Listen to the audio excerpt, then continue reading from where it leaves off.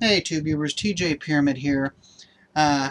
Just sitting around thinking about a few games that I would love to see sequels to, but I just don't think it's going to happen.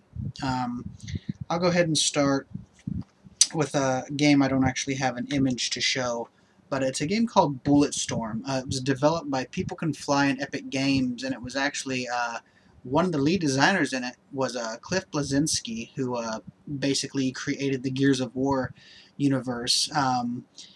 It was just a really fun first-person shooter with where you played Grayson Hunt, and you had your team with you, and it was just filled with profanity and gore and violence, and it was just over the top.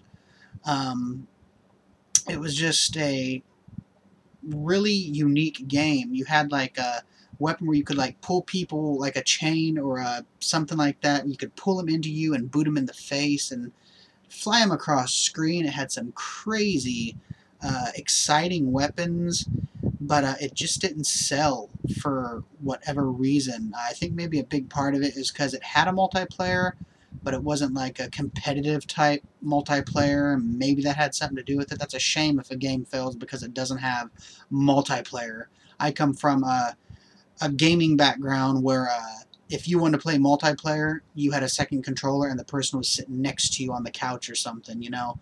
So that sucks if that's the reason that it wasn't a bigger success. But if you've never played Bulletstorm, it should be really cheap by now. Go check it out. It's definitely worth playing through. Next up is a game called Enslaved, Odyssey to the West. This was put out by Ninja Theory, who they did another PS3 game, one of the launch games called Heavenly Sword, and they also did the Devil May Cry reboot. Um, so you have two characters in this, basically. You have Monkey and Trip, and it's pretty cool because Monkey is voiced by Andy Serkis from Lord of the Rings, King Kong, the Ape movies. He plays Caesar in the new Dawn of the Planet of the Apes. It was just a platforming game with some really, really standout, beautiful art design. It was just an amazing game to look at, and the two characters just interacted so well together. This is another game that's probably pretty cheap by now, but it's definitely worth a purchase. It's worth a playthrough. It's kind of has a at some parts it kind of has a feel of the older school games. It has a little bit of a challenge to it in some spots where you're probably going to fail a lot and want to chuck your controller um, across the room. I'll show you some more artwork from it here. But it's just an amazing game, just a visual masterpiece, and so fun. And the last game on the list, I actually thought that the sequel to this, part 3 to this, would have come out on like the PS3 and the 360, but it was nowhere to be seen. I know the company, Majesco, had some controversy that the main character was like a comic book character of some sort, that they were very similar, and maybe that's what hampered a sequel to this. But I know this is a pretty popular series. Unfortunately, the movies are pure shit. So avoid them at all costs because they're done by Uwe Boll, who we all know is just a master of cinema.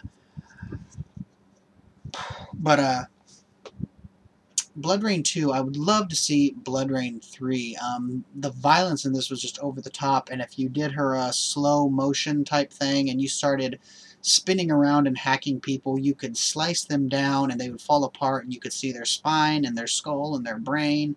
And you could cut off their limbs and, you know, cut off one arm. They'd grab their stump and start running, and as they're running, you swipe their legs and you cut them off from the knees, and blood spurts everywhere, and she could jump onto them and start sucking their blood, and then after she's done, you know, she spins around and whaps off their head. It was just so cool, so bloody, so gory, so violent, so nasty, and so delicious. I would really love to see a BloodRayne 3 on a next-gen system with some big old fat HD graphics. I just think that would be amazing. Any sequel to any of those three games I mentioned on a on the newer next-gen consoles, I just think would look absolutely amazing and probably melt your eyeballs right out of your skull. But those three games are at the top of my list for games I really want sequels to.